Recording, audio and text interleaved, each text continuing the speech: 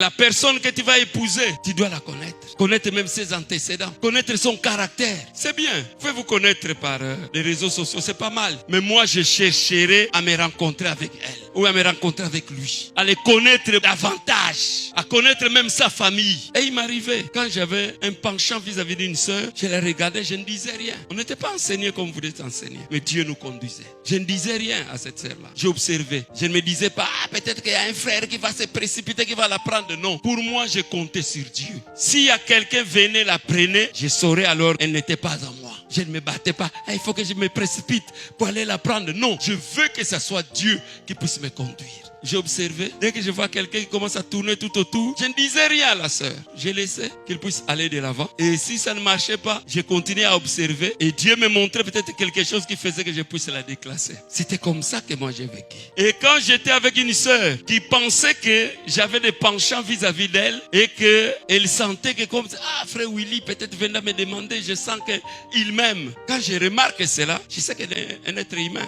Je me réservais seulement. Je faisais tout pour m'éloigner un peu d'elle pour qu'elle comprenne que ce qu'elle croit là, moi je n'en ai pas. Même si Dieu me montrait une fille là que je vais épouser, mais quand je sens qu'elle a une autre là, a des sentiments, je dois tout faire jusqu'à ce que ces sentiments là soient complètement éteints pour qu'elle puisse comprendre que ce n'est pas moi, son mari. C'est alors que je peux m'engager vers l'autre côté. Nous devons avoir des sentiments d'amour parce que nous allons répondre à Dieu.